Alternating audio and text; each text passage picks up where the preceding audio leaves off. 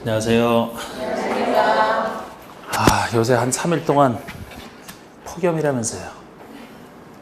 피사겸해서 이렇게 또 공부하면 얼마나 좋습니까? 지금 강의 안 한 지 토, 일, 월, 화, 수, 목, 금 7일 하니까 지금 혀가 잘 안 돌아가는 것 같아요. 제 느낌상. 여러분들은 어떻게 좀 어디 갔다 오셨어요? 공부만 했어요? 갔다 오시라 그랬잖아. 어디 잠깐이라도. 자, 오늘 비교 특강입니다. 시간은 6시까지로 예정돼 있고요. 공법에서 비교할 만한 것은 다 들어가 있어요. 그래서 이제 나중에도 요거 내용을 보시면은 여러분들이 오늘 잘 들어두시고 요거를 여러분들 거로 만드셔야 돼요.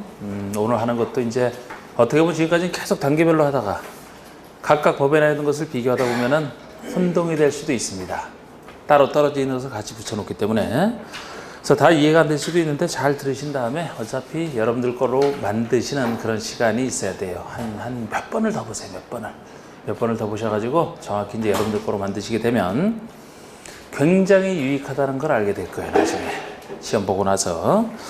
여기서 나오는 것들이 꽤 많습니다. 그래서 한번 봅시다. 하나하나.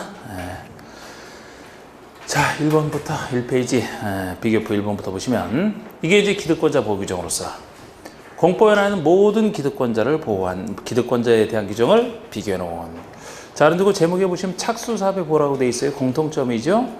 어디서도 과거 기준에 따라 허가를 받아 공사에 착수를 안 하면 보호를 안 해줍니다. 착수사업을 한 거를 전제로 해서 보호를 해주는 건 똑같은데요. 먼저 국계법에 있는 내용이 제일 많이 나오는 거예요. 아닙니까? 국계법에서 도시군 관리기 결정이 됐을 때 이미 사업공사에 착수한 자는 어떻게 되느냐? 계속할 수 있다. 신고도 필요 없잖아. 신고도 필요 없이 계속할 수 있고요. 단 2가지 예외가 존재합니다. 관리계획 내용 중에서 2가지 구역, 시수라고 있던 시가와 조정구역 또는 수산자원 보호구역 지정에 대한 관리계획 결정이 있다. 그러면 그냥은 할 수 없고 혜택은 혜택이에요. 이걸 허가라고 해서 틀리게 내기도 하거든요. 3월 내에 신고하고 계속할 수 있다. 3월 내에 신고라는 거. 그런데 옆에 개발법, 옆에 정비법, 개발법, 정비법 이 2 법에서도 기득권자 보호 규정은 나오고 있고 둘은 서로 비슷해요. 국계법과 다르지. 그래서 개발법에서 도시개발구역이 지정됐든 옆에 정비법에서 정비구역이 지정됐든 역시 이미 구역 지정 당시 허가를 받아야 될 것은 허가를 받고 나서 허가를 받을 필요가 없는 행위는 그 상태에서 할 수 있는 행위에 대해서 공사사업에 착수한 자는 둘 다 30일 내에 구역고시부터 30일 내에 신고 안 하고 계속 할 수 있다. 개발법에서는 특광시장허수에게 신고고 정비법에서는 시장군수에게 신고지만 그게 중요한 건 아니고 30일 내에 신고라는 걸 아셔야 돼요. 그래서 우리 국계법이랑 비교해 보시더라도 제가 이거 기억하실 때 개발법, 정비법이 특별법이기 때문에 좀 더 까다롭게 돼 있다. 국계법상 예외인 시수 3월이랑 비교해 보시더라도 거기는 3월인데 그냥 30일 아닙니까? 한 달. 짧은 게 더 까다로운 거라고 했어요. 30일만 지나도 보호를 못 받기 때문에 시수가 3월인데 개발법, 정비법에서는 30일 내 신고라는 거. 그리고 농지법에서도 근데 농지법에 관련된 거 다 모아놨지만 농지법은 덜 나오죠. 2문제밖에 안 나오니까 이런 게 하나하나 세부적으로 좀 나오긴 더 힘들거든요. 어쨌든 있습니다. 농업진흥지역이 지정됐다. 그럼 역시 사업의 시행 중인 자. 시행 중이라는 게 착수를 했다는 거 아닙니까? 착수한자는. 착수한자에 대해서는 요 농업진흥지역의 행위제한 규정을 적용하지 않는다는 얘기니까 그냥 할 수 있다는 얘기가 되지 않습니까? 이게 전부입니다. 그 다음에 비교표 2번 보시면 수용사용권이 나와요. 우리 수용사용권을 보시면 공법에서는 공익의료에서 4군데서만 수용사용권을 인정을 합니다. 먼저 도시계획 시설사업과 옆에 개발사업과 옆에 정비사업 이 3가지 사업이 도시군계획사업 우리가 공적 개발행위라고 하는 도시군계획사업 3가지를 얘기합니다. 거기다가 주택법에서까지 하나 해서 4군데서만 인정하는 것이고 이 차이점을 아셔야 되는데 자 일단 그 3가지 도시군계획사업은 자체로 공공사업의 성격이 있고 주택법에서는 공공사업의 성격이 없기 때문에 거기에 따라서 약간 차이는 존재해요. 먼저 누가 그리고 특례 2가지가 나오고 따로 기타 사항이 나오는데요. 누가 수용 사용할 수 있느냐부터 한번 보시면은 도시계획 시설 사업은 이거 국계법에 있는 사업이죠. 모든 시행자의 권한입니다. 도시개발 사업 모든 시행자의 정비사업도 정비사업의 시행자라고 해서 모든 시행자가 되겠습니다. 물론 정비법에서는 정비사업 중에 재건축만큼은 주로 예외 인정하는 세 가지 중에 재건축만큼은 보통 아파트 재건축할 때는 새로운 땅을 필요로 하지 않거든요. 그래서 이제 수용은 필요 없는데 긴급한 경우만 예외적으로 인정됩니다. 그 차이가 있을 뿐이지 공공이든 민간이든 행정적이든 비행정적이든 모든 시행자에 권해도 왜 세 가지 사업은 자체로 공적인 개발이기 때문에 그렇습니다. 그런데 주택법에서는 달라요. 우리 주택법에서 만약에 수용사업을 물었다면 국가지자체 토지주택공사 지방공사 공공사업주체만 수용사업권이 있다는 걸 알 수가 있어요. 이것도 공공사업주체가 국민주택 건설과 관련해서만 수용사업권이 있다는 이 특징을 아셔야 됩니다. 주택법은 자체로 공공사업이 아니기 때문에 이 내용에서 공공성을 채워야 되는 거예요. 그래서 예를 들어 주택법에서 물으면서 민간사업주체도 국민주택 건설과 관련해서는 수용사용이 가능하다라는 질문 나오면 틀리는 거예요. 그냥. 만약에 민간 시행자도 다른 데서 이 세 가지 사업에서 수용 사용이 가능하다 그러면 맞죠? 주택법에서 나오면 틀린다는 얘기예요. 네. 그래서 예를 들어서 우리 도심계획 시설 사업에서 얘기를 하면서 행정처의 시행자에 하나여 수용 사용이 가능하다. 그런 표현 틀린 표현 아닙니까? 모든 시행자의 권한이니까. 근데 주택법이라면 공공사업주체만 오늘따라 이거 뭐 갑자기 쉬다가 나오셔서 그런지 리액션이 전혀 없어. 전혀. 왜 그래요? 왜? 에? 갑자기 이렇게 엄숙, 경건한 그 뭐 성당 모드가 돼서. 아유, 저는 지하철에서 걸어온 게 얼마 안 되는 거리인데 아직도 더운 것 같아. 지하철에서 걸어오는 동안에 더위 느꼈던 게. 여러분들도 그래요? 그래서 전혀 지금 정신이 아직도 온 상태로 안 돌아오고 리액션이 전혀 없고 이해되면 이해되는 대로 신호를 그렇게 낼 수 있다는 거 이거 가지고 주택법에서만 공공사업체가 그것도 공공사업체를 하더라도 민영주택 건설과 관련해서 할 수 있다는 또 틀리는 거 아닙니까? 이거 정확히 보시고 그 다음에 항상 우리가 공토법 준용하는 건 똑같은데 준용할 때 두 가지 특례가 있지 않습니까? 그쪽 법에서는 사업인정 받아야 된다 라고 얘기하면 다 틀려요. 특례, 사업인정 여기선 받은 것으로 의제가 되기 때문에 단지 여기서는 시기를 구별해야 되지 않습니까? 제가 보통 사업인정 받은 것으로 보는 시기는 각각의 법에서 언제예요? 사업시행권을 딸 때, 사업시행권을 딸 때라고 하잖아. 어디만 다르다 그랬습니까? 개발법에서만. 그래서 이것도 그 각각의 그 법에 나와 있는 특징을 잘 보시란 말이에요. 비교해 보시면서. 예를 들어 첫 번째 도중계획 시설 사업이라면은 언제 사업인정 의제되는 시기가 언제냐? 실시계획 고시가 있는 때. 이때 사업인정 따지 않습니까? 옆에 정비법 보세요. 거기서 물었다면 정비법에서는 사업 시행계획의 인가고시 이렇게 얘기를 하기 때문에 사업 시행계획의 인가고시가 있을 때 이렇게 표현합니다. 주택법이라면요. 사업계획 승인을 받아야 사업시행권을 따죠? 그렇게 표현하고 있는 원리는 똑같은 거예요. 단 개발법을 보시면은 개발법에서는 실시계 고시가 있는 때가 아니잖아, 유일하게. 원래 도시개발법에서는 사업시행권을 딸 때가 실시계 고시가 있는 때가 사업시행권 따거든요. 여기만 그때가 아니고 맨 앞에 계획인 개발계획 중에 무엇을 수용 사용할지 수용 사용의 대상이 되는 세부 목록을 고시한 때 이때 받은 것으로 본다라는 것을 정확하게 이것만의 특징이기 때문에 어디서 묻는지를 보고 들어가야 된다니까요. 그래서 개발 사업에서는 워낙 큰 수용 사용을 하기 때문에 보상금이 너무 많이 들어서 실시계 고시가 됐다라고 하면 너무 값이 올라서 안 된다 그랬습니다. 그래서 수용 사용의 세부 목록을 고시한 그때 받은 것으로 본다라는 요거. 그래서 요걸 여기서는 바꾸기 하신 거예요. 재결 신청 기간이요. 공토법에서는 1년 내 하라. 1년 내 하라는 거 다 안 씁니다. 어디서나 다 틀려요. 그 대신 네 군데 다 사업 시행기간 내에만 재결 신청하면 된다는 것은 똑같습니다. 근데 굳이 이것도 차이점을 따진다면은 개발법만 사업 시행기간을 개발 계획에서 정하고 있기 때문에 개발계에서 정하고 있는 시행기간 종료일까지 이렇게 표현하고 있을 뿐이지 내용은 다 똑같은 거예요. 다른 데라면 실시계획, 시행계획, 사업 승인을 받을 때 거기서 인정하는 사업 시행기간 내에 한다는 것은 다 똑같습니다. 1년 하면 다 틀리고요.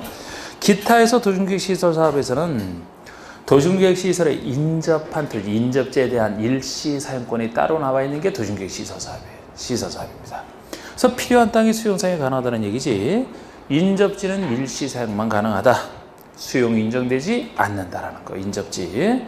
개발법이라면 워낙 큰 수용 사용이기 때문에 민간 시행자에 대한 차별이 유명하지 않습니까? 민간 시행자가 수용 사용할 때는 면적 3분의 2 이상 해당하는 토지를 직접 소유하고 종수 2분의 2 이상. 일반 동의에 대한 예외이기도 하고요.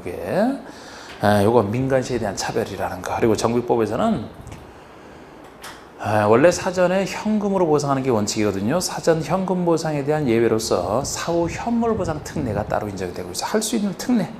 대지나 건물, 부동산을 현물로 보상할 때는 먼저 취득한 상태에서 공사 다 끝나고 준공인가 이후에 현물로 보상할 수 있는 예외까지 수용사항은 이게 다 합니다. 그래서 여러분들이 이걸 이제 평상시에 잘 공부를 해 두시고, 만약에 개발법에서 묻는다는 개발법에서 수용사항이 다른 것과 구별돼서 딱 구별할 수 있어야 되는 거예요. 주택법에서 많이 물어본다. 주택법에서는 이런 특징이 다른 것과 달리 구별하는구나. 그래야만 정확하게 볼 수가 있는 겁니다.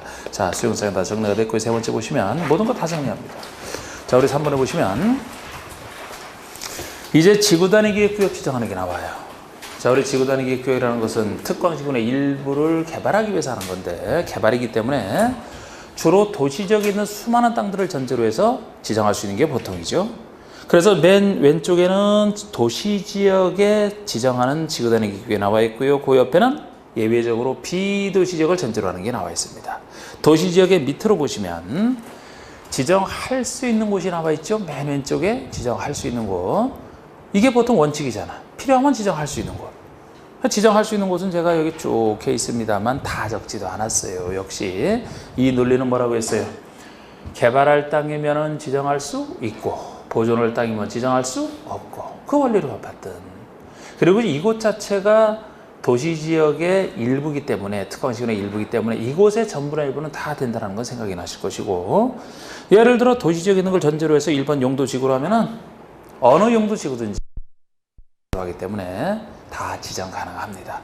그 외에 2번 도시개발구역 개발할 땅, 3번 정비구역 개발할 땅, 택지 개발할 땅, 그 아래 대지조성 사업지구 개발할 땅, 준산업단지, 관광단지와 관광특구 다 개발할 땅이 되겠습니다. 근데 8번을 제가 좀 주의하시라고 했는데, 8번에서 나오는 곳이 개발제한구역으로 지정된 곳, 이렇게만 나오면 이것은 개발을 막는 곳이라 지정할 수 없어요. 도시자연공원구역 역시 개발제한구역과 비슷한 곳이죠. 시가와 주정구역이면 시가와 유보기간 동안의 개발을 막는 곳입니다. 공원 개발을 막는 곳이라 여기만 나오면 지정할 수 없는 곳인데, 이곳에서 해제가 된다. 그럼 지정할 수 있는 곳이 되죠. 해제가 됐을 때 말입니다. 해제됐을 때. 녹지는 보존할 땅이니까 안 됩니다만, 녹지에서 주상공 중에 하나로 변경이 된다면 개발화되니까. 새로이 도시로 편입되는 곳, 과거는 비도시에서 안 되지만 새로 도시로 편입이 되니까 개발화되는 이런 곳으로서 계획적 개발 권리가 필요한 곳에 지정할 수가 있습니다. 또 9번엔 도시지역 내 유효토지, 다른 것은 다 개발할 땅인데 이건 유효토지만큼은 가만히 있는 땅이라 요거를 효율적으로 개발한다. 그래서 만약에 지정할 수 있는 곳이 된다면 적어도 유효토지만큼은 5,000제곱미터 이상은 돼야 된다. 그런 얘기해서 그것만 써놨을 뿐이고, 등이라고 해서 나머지는 빼버렸어. 대통령에도 수많은 것들이 있는데 빼버렸습니다. 개발행위 허가 제한 지역 하나만 남겨놨어요. 대표적으로 우리 개발행위 허가 제한 지역은 허가를 제한할 필요가 있을 때 일시적으로 원칙 3년 내에서 제한할 뿐이기 때문에 전체적으로는 개발할 땅이에요. 일시적으로 제한할 뿐이라 요거 지정할 수 있는 곳이라는 거 헷갈릴까 봐 적어놨고요. 여기 없는, 지정할 수 없는 것 중에 손표시의 개발목적 관리구역과 기반시설 부담구역을 없는 내용으로서 대표적으로 들어놓은. 여러분, 개발목적 관리구역은 건필 용준을 강화, 용준을 강화하기 때문에 여기는 당연히 우리가 지정할 수 없다 생각을 하지만, 기반시설 부담구역도 그렇거든요. 기반시설 부담구역이면 기반시설을 설치하는 개발 사업을 할 텐데 왜 안 되냐? 여기는 자체적으로 기반시설 설치 계획을 수립해서 개발하기 때문에 지구 단위 계획을 세울 필요가 없어요. 그래서 만약에 이곳에서 기반시설 지구 단위 계획 구역이 동시에 지정돼서 지구 단위 계획 구역이 지정돼 있다라, 지구 단위 계획이 수립돼 있으면은 기반시설 설치 계획은 수립된 것으로 보지 않습니까? 자체적으로 설치 계획 수립하기 때문에 여기서는 필요 없어요. 그 다음에 그 아래 보시면 지정하여야 하는 곳이 있잖아요. 지정할 수 있는 곳이냐, 지정을 해야 되느냐를 구별해야 되는데, 지정해야 되는 곳으로 나오는 것은 제가 두 가지밖에 없지만, 여러분들이 외워야만 된다고 했던 거. 한번 외워보세요. 첫 번째가 뭐였습니까? 택시 정비 10년. 그게 1번이잖아. 정비 후에 정비. 택지가 벌어지고 택지 두 군데서 시행되는 사업이 끝난 후 10년이 경과한 것은 꼭 지정을 해야 된다는 거 하나. 다른 것은 다 안 돼. 또 하나 2번은 시공에서 해제. 슈퍼맨이 시공에서 해제돼서 등장해서 그냥 가면 안 된다 그랬죠? 녹지를 주상으로 또 면적 얼마? 30만 이상 대규모로 돈 벌어주고 가야 된다 했던 거. 그래서 다음 지역으로서 30만 이상. 그래서 A번의 시공 두 군데서 해제된 것만 나오지 다른 곳에서 해제 전혀 아닙니다. 또 녹지를 주상으로 변경되는 것만 나와 있지 다른 것들 아니라는 거예요. 이런 것으로 면적 30만 이상 때는 지정해야 되는 거 외울 수밖에 없고 이것도 잘 나오는 지문이고, 다시 옆에 비도시 지역을 전제로 한다 그러면은 지정할 수 있는 곳 세 군데밖에 없어요. 다른 곳은 다 안 됩니다. 자체적으로 개발할 곳 계획관리지역, 그 다음에 지구 중에서는 개발진해지구, 그리고 마지막 거 하나는 기존 용도지구를 폐지하고 행위제한만 지구도로 대체하는 이런 간단한 것이라 가능한 것이고, 특히 계획관리지역에 지정할 때는 이 계획관리지역이 차지하는 비율이 전체의 50% 이상은 최소 되면서 반드시 나머지 지역은 관리지역 중에 하나, 생산관리나 보전관리 둘 중에 하나야 되지 보생계 아닙니까? 보생계? 다른 곳은 섞이면 안 된다는 이 요건도 정확히 보셔야 되고, 그 다음에 계획관리지역에서 요구하는 그 면적 요건이 따로 있어요. 비도시에는 이제 어느 정도 규모 이상으로 면적 요건. 여러분들은 보통 이 면적 요건을 더 기억을 잘 하시는데 이 숫자를 더 중요한 것은 그게 아니고, 그죠? 그 위랑 그 아래 그 위치 요건이 더 중요하죠. 어쨌든 이 면적 요건은 가능. 이 동그라미 1, 2, 3번. 다른 얘기 없으면 3번에 3만 제곱미터 이상으로 지정하라. 다른 얘기 있는 거 1, 2번. 1번이면 아파트나 연립의 큰 주택의 건설에 포함되어 이 말이 들어가 있으면 3만의 10배인 30만 이상. 2번에 아파트나 연립의 건설에 포함되더라도 초등학교 용지를 이미 확보했다. 초등학교 문제 해결했다. 아니면 수도권의 자연보전 권역이다. 이런 얘기가 들어가면 10만 이상. 이 요건을 갖춰야 됩니다. 그 아래 개발진흥지구를 보시면은 개발진흥지구예요. 비도시는 개발진흥지구만인데 위에 면적 요건은 동일합니다. 동일한데 이 개발진흥지구가 어느 지역에 위치하느냐, 위치 요건까지 충족해야 되는데, 위치 요건 A번 제일 좁게 인정하는 거, 가장 넓게 인정하는 C번, 중간에 B번. 주특계. 주거개발진흥지구가 됐든 복합, 둘 이상의 복합 중에서 주거균이 포함된 경우만 같은 주거의 주로 보시고, 주거랑 관련된 주, 특정의 특 두 가지 개발진흥지구는 계획관리지역에 위치하고 있을 때만 가능합니다. 계획관리지역이 있을 때 주특계, 다른 곳에 위치하면 지정할 수 없다는 거. 주특계. 그 다음에 C번이 관광휴양이면 관광지로 개발할 곳이면 모든 비도시에 다 가능하다. 모든 비도시에 다 가능하다. 지역이든 상관없죠. 어느 지역이든지 간에 관광지로 개발할 만한 풍경 좋고 하면 개발할 수 있다는 겁니다. 관광휴양은 모든 비도시 다 돼요. 요거를 보시고 나머지 주거, 주택, 관광이 아닌 나머지는 산업, 유통이 됐던 복합, 주거인이 포함되지 아니한 나머지 중간쯤이니까 계획관리지역 시초는 똑같고요. 여기다가 농림에 관련돼 있는 생산관리한 농림지역까지 추가돼 있을 뿐이지 자연환경 보전지역에 관련돼 있는 보전관리나 자연환경 보전지역에 위치하면 지정 못하는 것에서 정확히 중간쯤이 되는. 여러분 휴가철에 어디 안 갔다 오셨다고 했는데 저는 블라디보스토크에 갔다 왔거든요. 3박 4일로. 근데 역시 여기가 좋아. 한국. 진짜 외국 나가보면 알아요. 내가 나가보면. 아유, 거기서도 뭐 모처럼 친한 친구들과 부부끼리 가서 그냥 우린 최대한 가서 최대한 제대로 갔다 온다 그래서 뭐 요트도 빌리고 해서 그냥 뭐 많이 뭐 거기서도 현지식으로 다 먹었어요. 어떤 최고급 제일 좋은 데 찾아다니면서. 아이고, 거기서 먹고서 4일째 들어오면서 그 기내식에서 따로 라면 하나 시켜서 먹는데 그게 그렇게 맛있어. 거기서 최고고 뭐 양고기, 사슴고기 이런 거에서 다 먹어봤는데 역시 한국 음식이 최고고, 여러분 여기만한 데가 없어요. 여기만한 데가. 나가면 확실히. 그리고 굉장히 우리나라가 발달되어 있다는 건 진짜 확실히. 예. 거기 가면 좋은 게 킹크랩 정도 이런 건 아주 싸게 먹을 수 있다는 거. 여기 가격의 4분의 1. 그것도 싱싱하고 튼튼한 거. 한 4분의 1 가격 되는 것 같아요. 고급 레스토랑에서 그래서 킹크랩 바로 잘라갖고 나오는 게 4만 원, 우리나라 들어 4만 원이에요. 4만 원, 킬로그램당 4만 원. 여기면은 16만 원 막 이렇게 하거든요, 킬로그램당. 털개 뭐 이런 거 하여튼 굉장히 그런 건 싸요. 근데 그것도 한 번 먹으니까 금방 질리더라고. 저한테 한 개 먹으니까 그 다음에 다른 거 먹는데 하여튼 얘기가 제일 좋고. 갔다가 오다 보니까 우리 와이프 친구들이 또 우연히 그냥 그 공항에서 만났는데, 와이프는 이제 우리 모임 때문에 못 가고서 거기는 여자들끼리만 갔다 오는, 와이프만 이제 저 때문에 빠졌지. 야, 일본을 갔다 온다는 거야. 그래서 우연히 만났는데, 아니 거길 왜 갔어요 내가 그러니까. 거길 왜 갑니까 거기를. 그때는 30% 취소할 때 그 30% 뭐 못 받는데 취소를 하게 되면 30% 못 받는 게 중요합니까? 그래서 내가 뭐라 했더니 그래도 거기서 아무것도 안 샀어요. 지금 일본이란 전쟁 상태에 전쟁 상태. 이게 뭐 꼭 뭐 총성이 오고 가야만 전쟁입니까? 그래서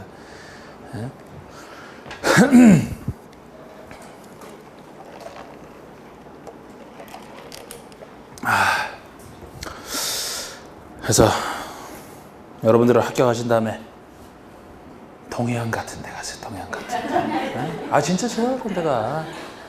근데 저도 뭐 여자들이 하도 가자 그래서 진짜 가보면은 국내에 웬만한 데가 훨씬 나아요. 괜히 애국심 발로가 아니고 나중에 북한이 만약에 우리랑 잘 되기만 하면 북한은 가만히 앉아서 떼든 볼 거야 아마. 거기가 더 좋은 데가 많거든요. 오염되지 않고. 자, 근데 합격하고 가셔야 돼. 11월 달에 여행 가시려면. 아래 여기 나오신 분들은 이 포기하면서 나오실 정도면 다 합격하셔. 제가 보는 눈이 있잖아, 제가. 그러니까 합격하고 좋은 마음으로 다 가야지. 나는 불합격한 거를 여행으로 다스리겠다. 안 다스려져요. 짜증만 날 뿐이지. 그러니까 지금 열심히 공부하신 다음에 가시면 돼. 자, 그 다음에 이제 고할해 보세요. 고할해 보시면은 지구 다니기에 반드시 포함되어야 할 사항이 나옵니다. 자, 우리 지구 다니기에 반드시 포함되어야 될 두 가지 필수 사업을 해야 될 거. 먼저 2번부터 그죠? 자체 사업을 할 수 있게 만드는 건축의 용도 제한을 풀어줘야 목적에 대한 용도가 들어갈 수 있고 그 정도 규모가 들어가기 때문에 면적을 결정하는 건폐율 용적률 그리고 높이를 결정하는 건축의 높이의 최건도 최저한도 필수입니다. 요것에 필요한 1번 기반설 이 두 가지가 필수라는 거. 그 다음 보시면 지구 다니기로 완화할 수 있는 사항이 나와요. 요거는 외우는 게 아니고 우리 사업을 해서 여러 가지 멋지던 건축을 짓게 해주고 크고 넓게 짓게 하는 것들을 풀어줄 수 있다 이런 느낌으로. 그래서 우리 국회법에 용도지역지구안에서의 건축의 건축 제한 요걸 풀어줘야 멋지던 건물 지을 수 있지 않습니까? 건폐율 용적률을 풀어줄 수 있고요. 그 다음에 건축법에 대전에 조경을 풀어줘야 조경을 확보될 만큼을 덜 확보하고 건물을 더 지을 수 있게 되는 대저들의 관계를 풀어줘야 대지가 2m 접하지 않아도 지을 수 있는 높이 제한을 풀어줘야 높게 지을 수 있고요. 공개 공지를 풀어줘야 공개 공지를 덜 확보하고 건축을 더 지을 수 있다 그랬습니다. 주차장법에 의한 부설 주차장 설치 풀어줄 수 있어요. 그래서 제가 이 정도만 적어놨지 뭐 여기 완화되는 특별 규정은 제가 여기다 적어놓지 않았습니다만 그거는 뭐 틀려도 된다 그랬잖아요 제가. 그런데 제가 이 부설 주차장 설치 완화와 관련해서는 이해할 수 있는 것은 우리 몇 개 한 적은 있죠. 예를 들어 차 없는 거리 조성이 목적이라든지 전통 한옥마을 보존이 목적이라든지 뭐 그런 경우는 차가 안 들어가기 때문에 100% 완화였죠 그죠? 주차장은 완화할 수 있고 나머지는 완화가 안 돼. 주의를 보시면 완화 안 되는 대표적인 예가 두 가지입니다. 다른 거 다 안 됩니다만 대지의 분할 제한, 건축선 지정 등은 완화 대상이 아니다. 대지의 분할 제한이 건축물이 있는 대지가 분할되는 거 이거 금지 규정이거든요. 너무 작게 분할되는 거 이거를 완화해주면 더 잘게 쪼갤 수 있다. 거꾸로 가는 개발이라 그랬잖아요. 건축선 지정이면 예를 들어 소유 너비를 확보하기 위해서 건축선을 지정을 한다라고 했는데 덜 확보해도 된다 완화하게 되면 그럼 거꾸로 가는 개발입니다. 도로가 더 좁아져요. 더 넓혀져야 되는 게 개발인데 이건 완화 대상이 아닙니다. 그리고 지금 고할에 다른 건 안 적어놓고 제가 이것만 적어놓은 게 건폐율과 용적률을 완화하더라도 한도가 얼마냐. 건폐율은 기존 건폐율의 150% 1.5배, 용적률은 기존 용적률의 2배, 200% 내에서 완화할 수 있다라는 거. 이 정도입니다. 그럼 핵심 내용은 여기 다 들어가 있고요. 자, 4번 보시면은 공법상 실효 규정이 나와 있어요. 공법이라는 모든 실효 규정이 여기 다 나와 있습니다. 자동 실효가 되는 것의 공통점은 다음 날에 붙는 건 다 공통점이고, 또 실효된 사실을 고시하는 것도 공통점이고, 물론 자동 실효 아니고 아닌 것도 있어요. 자동 실효가 된다라면은, 자, 국계법에 나와 있는 게 5가지밖에 없습니다. 실효 규정이. 국계법에서 이 5가지 외에 다른 것을 실효한다면 틀려요. 그래서 이 5가지도 저는 책에 나와 있는 순서대로 이렇게 적어놨을 뿐인데 여러분들 이해하시도록 숫자로 따진다면 국계법에서 역시 135가 있고요. 1년, 3년, 5년짜리 135가 있고 20년짜리 실효가 있을 뿐이에요. 나머지는 숫자 없고, 예를 들어 첫 번째부터 해보시면 시가와 주정구역에 실효가 있지 않습니까? 여기서는 시가와 유보기간 동안에 살아있다. 시가와 유보기간 자체가 5년 이상 20년 사이에서 정하는 게 시가와 유보기간인데, 그 정해진 시가와 유보기간이 만료된 날이면 그 다음날 실효가 된다. 이하 실효 고시는 공통되어 있다. 이하 실효 고시는 공통되어 이렇게 적어놓고요. 도심계획 시설 결정 실효가 있어요. 요거는 도심계획 시설 결정 고시로부터 20년 내 사업 시행이 안 될 때, 엄청난 20년 동안 사업 시행이 안 될 때 그 다음 날 실효가 되는 거 있지 않습니까? 그 다음에 지구단위 계획 구역 실효도 있어요.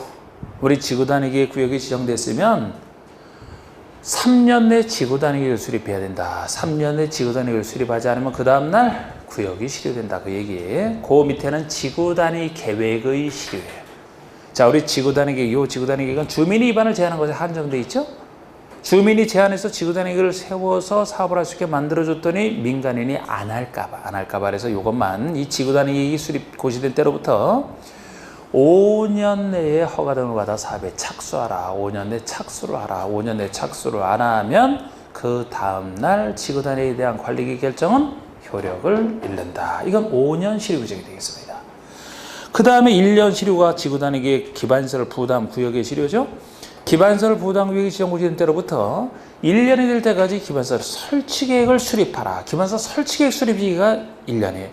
그래서 우리 지구단위 계획 구역에서는 지구단위 계획 세워서 개발한다 그랬고, 기반시설 부담 구역에서는 기반시설 설치계획을 세워서 개발하지 않습니까? 요게 1년이죠. 제가 기반시설 부담 구역은 대부분 일자랑 관련돼 있다. 그런데 요거 일자 중에 하나입니까? 그리고 설치계획이지. 괄호 속에 보시면 기반시설 부담계획과 다르다. 기반시설 부담계획은 비용부담계획이잖아. 요렇게 해서 틀리게 낼 수도 있어요. 부담계획이 아니고 요 설치계획을 1년 내 수립 안 하면 그 다음날 구역은 해제된 것으로 본다. 그래서 다 기억나는 것들이죠. 단지 정리를 했을 뿐이에요. 지금 기반시설 부담계획 수립 시기 1년, 지구단위 계획 수립 시기 3년, 사업 지구단위 계획 후 사업 착수 시기 5년, 도심계획 시설 사업 실시 시행 결정 20년, 그리고 시가와 유보기한 요거 135 20년 시가와 유보기한 요 5가지밖에 없어요. 그래서 만약에 요거에 다른 거 갖고 냈던 게 그 전에 도시공계획 시설 사업할 때 단계별 집행계획이 3월 내에 수립이 안 되면 그 다음날 실효된다. 없다 그랬죠? 단계별 집행계획에서는 실효 없다 그랬잖아요. 요것만 국회법에서는 있다니까요. 5가지만. 네. 자, 근데 개발법에서 자, 우리 개발법 나오는 거 어차피 이건 제가 이 틀에다가 적어놨던 것이기 때문에 우리 뭐 그냥 여기다 도시개발사업과 정비사업이 진행되는 것은 써놓고 합시다. 자, 이거 참 지겨웠던 것 다시 한번 하고, 개발계획부터 수립을 하고 그 다음에 개발구역을 지정을 하고, 이게 원칙적 순서라고 했는데, 예외적으로 녹지나 비도시에서는 여러분들이 이거 안 써도 돼요. 어차피 이해 편의를 위해서 하는 것이라 구역을 먼저 지정하고 개발계획을 나중에 수립할 수 있고요. 그 다음에 이 사업의 시행자라면 공공과 민간, 이 중에서 이제 도시개발조합. 그 다음에 시행자가 실시계획 작성해서 이 실시계획에 대해서 인가를 받게 되면 사업시행권을 딴다라고 했고요. 사업시행권을 따게 되면 그 다음에 여기서 수용 사용 방식과 환지 방식과 혼용 방식이 있는데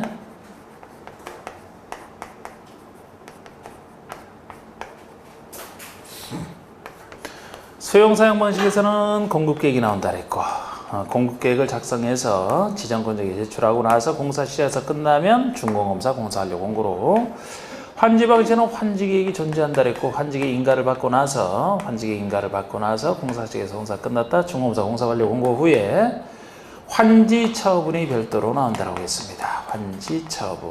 그 다음에 중간에 환지 예정지.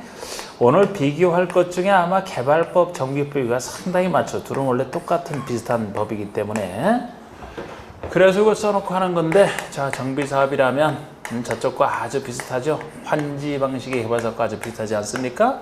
그래서 이것도 이제 틀이 딱 생각난 상태로 해야 되는데, 여기만 있는 게 정비 기본 계획이고요. 정비 기본 계획은 여기만 있는 것이고, 정비 기본계획에서 정비사업의 방향을 정해놓으면 그 다음에 저쪽과 개발계획과 비슷한 정비계획 수립이 나옵니다. 정비계획 수립이 나왔으면 그 다음에 정비구역 지정이 나오는 이 순서도 저쪽이랑 똑같아요. 그런데 여기는 정비계획 수립이 입안과 결정으로 나눠져 있었고 정비계획 입안권자가 입안을 하게 되면 정비구역 지정권자가 정비계획을 결정을 하고 정비구역을 지정합니다. 그리고 정비구역 지정됐으면 시행자, 누가 이 사업을 시행할 것이냐? 역시 공공과 민간으로 나눠볼 수 있고 민간 중에서 조합, 여기 이제 정비조합이죠. 그 다음에 저쪽에 실시계획과 비슷한 것이 여기서는 시행계획의 인가고시고요. 시행계획의 인가고시고 사업시행권 따고 나서는 역시 이쪽에만 있는 얘기, 분양통지 및 공고, 분양에 관련된 사항을 당사자에게 통지하고 신문에 공고하는 이것은 관리처분계획이 분양 대상자별로 수립하기 때문에 그것 때문에 여기서는 분양 대상자를 가리기 위해서 분양 신청인을 미리 알려주고 신청을 받는 게 필요한 겁니다. 여기만 있는 얘기고요. 그 다음에 여기 이제 분양 신청한 사람을 대상으로 해서 관리처분계 수립. 이 관리처분계 저쪽에 환지계획과 같은 거 아닙니까? 관리처분계 인가고시. 그 다음에 공사 시작해서 공사가 끝났다. 시작해서 끝났다. 환지 처분. 여기서는 권리 이전 고시 이렇게 얘기를 하는데 지금 소유권 넘어가고 이제 기타로 넘어왔을 때 계속 비교할 겁니다. 이거 끝나기 전까지 쓸 거니까 오늘 쉬고 왔을 때 이게 싹 없어지면 안 돼요. 끝까지 혹시 누가 실수로 지우지 마시라고. 자, 지금 이제 해제해서 지금 도시발구역 해제 아닙니까? 자, 도시발구역 해제는 도시발구역으로 의지했던 이 효과, 그런데 구역이 해제가 됐다. 항상 모든 해제는 원리는 사유는 두 가지 똑같다 그랬죠? 사업 시행이 완료부터 합시다. 완료됐을 때. 그러면 또 하나는 사업 시행이 미시행 시. 똑같아요. 이거 둘 중에 하나잖아. 사업 시행이 안 될 때, 완료됐을 때. 효과 똑같죠? 사업 시행이 완료가 돼서 해제가 됐다라면은 과거지로 환원 폐지된 것으로 보지 않는다. 그런데 사업이 미시행으로 미시행으로 끝났다라면 그때는 과거지로 환원 또는 폐지된 것으로 본다. 이런 건 똑같은 원리입니다. 그래서 사유만 보는 건데 여기라면은 도시발구역이 지정됐어요. 구역이 지정됐습니다. 그러면 구역이 지정된 상태에서 이게 먼저 지정되면 요때로부터 핵심 절차인 실시계 인가 신청 요것을 따지는 거 아닙니까? 그래서 구역 고시된 때로부터 실시계 인가 신청이 몇 년 내에 없을 때? 3년 내에 없을 때. 만약에 구역담의 계획이 나중에 수립이 된다면 구역으로부터 계획을 만들고 계획 고시된 때로부터 실시계 인가 신청 들어가야 되는데 이렇게 그림을 해놓고 요것이 2년, 요것이 3년. 그래서 이게 도시발구역의 사업 미시행 해제 사유잖아. 그래서 이렇게 그림으로 이해를 하시면 구역이 고시된 때로부터 계산하든 계획 고시된 때로 계산하든 실시계 인가 신청 둘 다 3년이 된다. 근데 구역과 계획 사이 이것이 2년이다. 그런데 예외적으로 이 경우에 하는 경우는 변두리이기 때문에 규모가 클 수도 있고 만약에 면적 330만 제곱미터 이상이다. 그러면 이것은 5년으로 늘어나는 것. 다음 날 붙는 거 다 똑같고 그죠? 사업 시행이 완료된 사유라면은 보통이라면 공사 완료 공고 다음 날 해지잖아. 공사 완료 공고가 돼야 끝나는 거 아닙니까? 그런데 환지에서만큼은 나중에 끝나고 환지 처분을 따로 하니까 환지 처분 공고일. 보통이라면 공사 완료 공고일 다음 날. 환지 방식이라고 딱 집어 얘기하면 환지 처분 공고 다음날. 이게 지금 도시개발구역의 해제 다 써놓은 거예요. 이게 제가 그 그림을 그대로 봤습니다. 여러분들은 이거 그대로 보시면 되고, 정비법의 해제를 한번 보실까요? 정비법의 해제라면은 이거만큼은 자동 해제가 아니고 해제를 요청하든지 해제를 해야 되는 사유가 있고 해제할 수 있는 사유가 있단 말이에요. 근데 우리 정비법에서는 역시 지금 정비법에서는 사업이 완료된 사유는 여기다 적어놓지 않았지만 지금 이 구역의 미시행시 해제만 지금 나와 있거든요. 원리는 저쪽이랑 똑같아요. 여기서도 공사 끝나면 준공인가 공사하려고 오신데, 준공인가 고시 가시면 보통 해제, 다음날 해제. 여기서도 관리 처분에 따라 한다면 따로 세웠다면 권리 이전 고시 다음날 해제, 이런 식으로 하는 거. 저 원리랑 똑같습니다. 근데 미시행에서도 양이 너무 많아서 문제라고 했는데, 요청권자가 시장허수구청장이 요청권자가 요청을 해야 되든지 구역지정권자랑 직접 해제를 해야 되는 사유이고 해제를 할 수 있는 사유가 있는데, 해제를 해야 되는 사유도 한 번밖에 나온 적이 없기 때문에 제가 그 정도만 해드렸었잖아. 이것도 그대로 말씀드리면, 근데 여기는 구역 고시된 때로부터 보통 여기 사업시 인가 신청을 저쪽처럼 비슷하게 따질 때 하나 더 있단 말이에요. 여기는 이거는 여기만 있기 때문에 정비 기본계획에서 정비 예정구역을 정하지 않습니까? 정비 예정구역을, 저쪽은 예정구역이 없잖아. 그래서 여기는 예정구역과 정비구역 해제로 나눠지는데, 정비 예정구역이 지정되어 있으면 빨리 정비구역 지정 절차를 밟아야 되는데, 예정구역 지정된 때로부터 구역 지정을 3년 내에 안 한다. 그러면 그때는 예정구역을 해제하라. 그것이 첫 번째 나오는 1번 사유가 되겠고, 그 2번, 3번 사유는 정비구역의 해제를 얘기한단 말이에요. 해제를 해야 되는 사유로서. 그래서 요거 할 때가 요거 아닙니까? 요거 할 텐데, 여기서는 공공이 못하는 경우는 없다 그랬고, 우리 민간이 못하는 경우를 생각하는데, 우리 민간 중에서도 조합이 못할 때랑 토지 등 소유자라면 재개발 사업에서는 토지 등 소유자도 민간인이죠? 그래서 조합이나 토지 등 소유할 때는 먼저 조합을 얘기할 때는 저쪽처럼 그냥 여기서부터 여기까지 이렇게 바로 따지는 게 아니고, 정비법에서는 좀 더 복잡한 게, 비슷한 얘기가 복잡한 게 특징이라고 했잖아요. 그래서 정비법이라면은 먼저 조합을 사업 만들어라. 요 사이에서 조합을 만들어야 되고, 조합을 만들기 위해서는 여기서만큼은 조합 설립 추진위원회가 존재하기 때문에 이 구역 지정과 조합 만드는 사이에 추진위원회 설립을 여기다가 그려놨습니다. 저쪽에는 없는 제도 아닙니까? 그래서 세분화돼 있기를, 요때로부터 추진위원회를 빨리, 요때로부터 조합을 빨리 만들고 조합이 시행자로서 사업시 인가를 빨리 끝내라. 각각의 신청을 몇 년 내에 하라. 이런 식의 얘기예요. 추진위원회를 구성하려면은 시장허수에 승인받아야 되는데, 시장허수 승인 신청을 빨리 하라. 추진위원회가 조합을 만들기 위해서 설립인가를 받아야 되죠. 설립인가 신청을 빨리 하라. 시행자가 사업시 인가 신청을 빨리 하라. 결국 재개발, 재건축 조합이 할 때입니다. 지금 재개발, 재건축 조합이 할 때가 2번 얘기인데, 그대로 말씀드리면 정비구역 고시일로부터 요거 요렇게 적어놓고 제가 2년, 3년 둘셋 얘기를 하고 있죠. 그래서 구역 고시일로부터 2년 내 추진위원회 승인 신청을 안 할 때, 그게 2번의 가번. 그 다음에 만들어진 추진위원회가 승인 받은 때로부터 2년 내 조합의 설립인가 신청을 안 할 때, 이게 답은 아닙니까? 그 다음에 조합이 설립인가 받은 때로부터 3년 내 사업시 인가 신청을 안 할 때, 이것이 라번, 둘셋 얘기예요. 그러면 라번 얘기는 공공지원을 받을 때 추진위원회 구성 안 할 수가 있기 때문에 요 얘기가 없다 그러면 구역고시로부터 바로 조합을 만드는 얘기가 나올 수가 있거든요. 요것은 여기서 줄어든 4에서 줄어든 3, 요것이 라번 얘기 아닙니까? 그래서 항상 요거 나올 때는 이 개발법 사이든 여기 사이든 사유를 주로 물어보는데, 여기서는 어느 때로부터 무엇이 몇 년 내에 없이 그것만 딱딱 보시면 돼. 지금 제가 써놨듯이. 자, 이건 조합이 할 때고, 그러면 재개발 사업을 토지 등 소유자가 한다. 그러면은 이런 게 없으니까 구역 고시된 때로부터 바로 사업시 인가 신청을 따져주죠. 이렇게 따지는 것은 7에서 5로 줄어들었다. 이것이 3번 얘기 아닙니까? 3번. 그래서 제가 이것도 여러분들 보기 편하시라고 어느 때로부터 몇 년 무엇이 이걸 딱딱 밑줄 그어놨으니까 제가 그림으로 했으니까 이건 따로 안 읽어봐요. 그대로 보시면 되고, 지금 정비법에서 넘겨보시면 해제를 할 수 있는 사유가 나오는데, 제가 평상시 기본서에 있어서 이건 제가 알아서 아주 고득점 노리실 분만 하시라. 그러고 지나갔던 부분입니다. 여기서도 마찬가지입니다. 하고 싶은 분은 하세요. 근데 만약에 진짜 꼭 하고 싶다라면은, 그냥 꼭 하고 싶더라도, 제가 볼 때는 요거, 굳이 한더라도 3번이나 3번,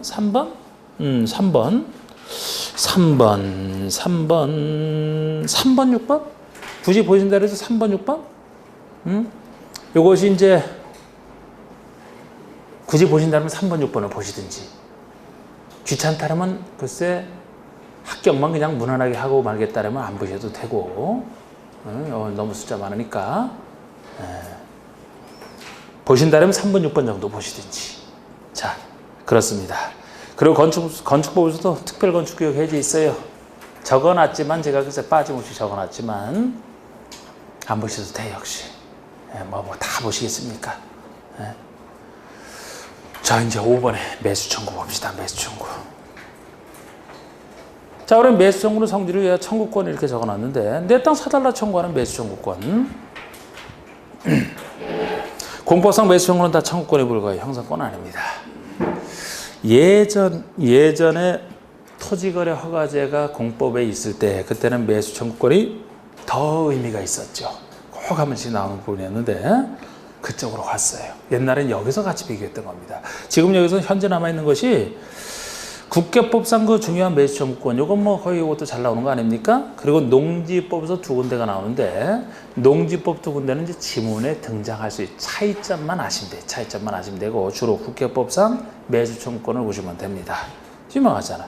우리 국계법상 장기 미집행 도심계획 시설 부지에서의 매수 청구. 주로 우리 10년 미시행과 관련돼 있는 거, 청구권자부터 볼까요? 누가 청구할 수 있느냐? 등기 시설 사업이 10년 이상 안 될 때, 10년 미시행시입니다.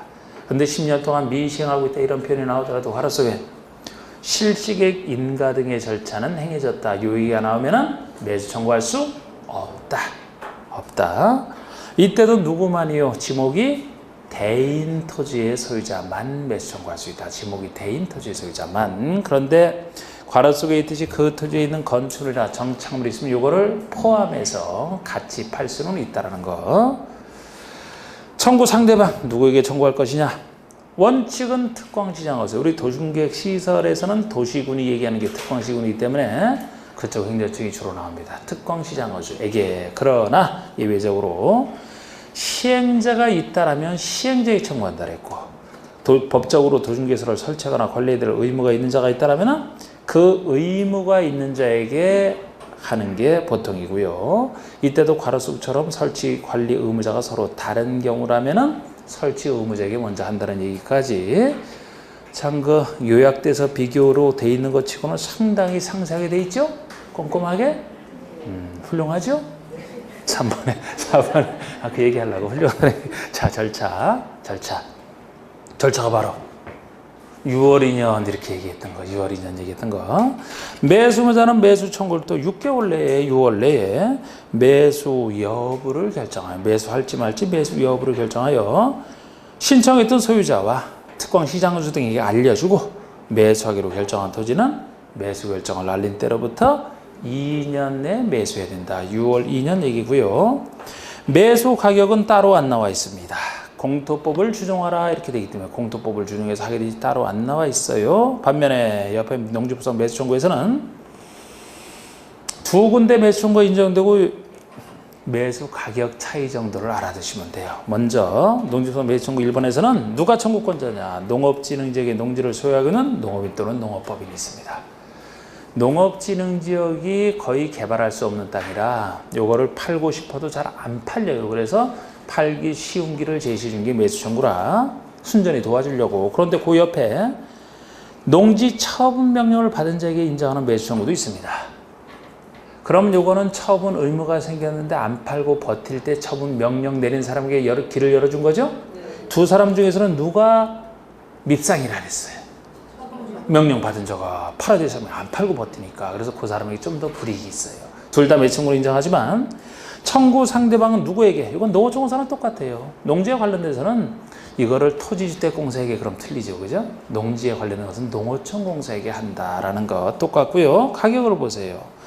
농업진흥지역 농지 소유자에게 인정하는 매수청구는 농어촌공사에 청구 들어가면 농어촌공사가 감정가액을 기준으로 매수할 수 있다고요. 그 옆에 처분 명령을 받는다고 처분 들어갔을 때는 공시지가 기준이고 이것도 공시지가 자체가 감정가보다 작은 것이라 이게 좀 더 손해인데요.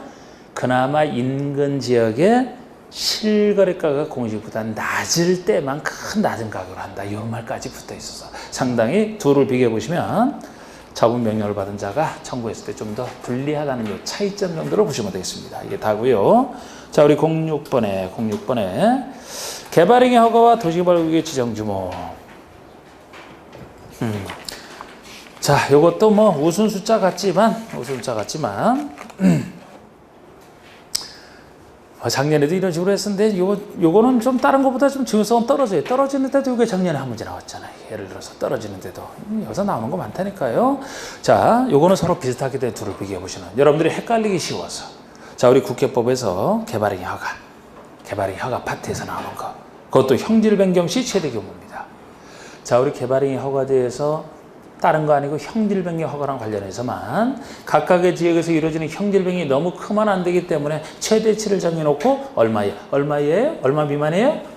1만 3만 5천 미만 하는 거. 반면에 옆에서는 개발법상 도시개발구역 구역 지정 시 도시개발구역인데 너무 작으면 안 되겠지. 최소 규모를 정해놓고 얼마 이상. 그래서 완전히 다른 개념인데 1만 3만이 서로 비슷하기 때문에 헷갈린다 말이에요, 여러분들이.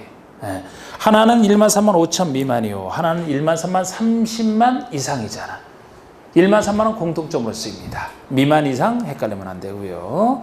그래서 먼저 국회법에서 만약에 개발이 허가제에서 얘기를 했다라면은 1만 3만 5천은 생각해둔 상태에서 찾아 들어가야 돼요. 제일 작은 게 여기서는 5천, 제일 넓은 게 3만, 나머지 1만이니까 제일 적은 5천 미만은 지역 중에서 4개 지역 도관농자 중에서 자연환경 보전 지역, 도지역 중에서 가장 보전할 필요성이 큰 보전농지 요 두 군데만 5천 미만이고 특별한 거 여기선 제일 넓은 게 3만이기 때문에 3만짜리라면 보통의 비도시를 대상으로 할 때가 넓다. 관리 농림이 3만인데요 도지역 중에서는 공업지역이 3만이에요. 3만. 도시지역 중에서는 공업지역이 공장 설치하기 때문에 제일 넓어야 된다. 그래서 공업지역이 3만이고 그러면 도시지역 중에서 5천짜리 보존업지역이 빠지고 3만짜리 공업지역 빠지고 나머지 도시지역이 다 1만 미만이 되는 그렇게 기억하시는. 자, 이게 개발법에서 얘기를 한다 그러면은 5천짜리 없단 말이에요. 1만 3만 30만이란 말이에요. 5천짜리가 없기 때문에 제일 큰 규모인 30만 이상은 당연히 관농자 비도시가 될 수밖에 없고 관농자 다 30만이고 도시지역 중에서 보전녹지만큼은 유일하게 아예 도시개발을 못하는 곳이라고 해서 보전녹지는 없다는 걸 기억하셔도 X차 표시되어 있죠? 보전녹지 X. 나머지는 되는데 되는 곳 중에서는 1만 3만 숫자가 똑같단 말이에요. 공업지역이 3만, 나머지 도시지역은 1만. 그래서 1만 3만 됐고 B도시가 30만인데 B도시지역 중에서도 아파트나 연립의 건설기에 포함되는 경우로서 초등학교 용지 확보하고 4차원 연결도로 얘기까지 나왔지만 이런 얘기가 있으면 10만 이상인데 이 얘기는 또 어디랑 헷갈릴 수 있느냐. 지금 이 얘기는 아까 B도시의 지구단위 구역 지정할 때 똑같은 B도시에 아파트 연립 똑같고 초등학교 그러면 10만 이상 그랬죠? 거기랑 비슷해요. 그거랑 비슷합니다. 그래서 1만 3만 30만 30만은 얘 10만. 그리고 그 아래 참고를 보시면 도시개발구역 지정 시 취락지구, 개발진흥지구, 지구단위계획구역 요게 뭐예요? 취계지, 취한계가 있는 땅 했던 거 취계지와 국장이 국가 균형 발전을 위해서 중앙행정기관장과 협의하여 지정하는 지역에서는 위에 면적 지정 규정을 적용하지 않는다라는 얘기는 개발법에만 붙어있는 얘기란 말이에요. 그래서 보통 우리가 1만 3만 30만을 열심히 외워놨고 했는데 어느 큰 지역에서 얘기할 때고 그 지역에 불문하고 취계지나 국가 균형 발전을 위해서는 요 말이 덧붙여져 있으면은 그 면적 제한에 걸리질 않아요. 얼마 이상으로 해야 된다는 말 자체가 틀린 얘기가 되는 거예요. 취계지 그 얘기까지 이제 상세하게 해놓고 자 10분 쉽시다.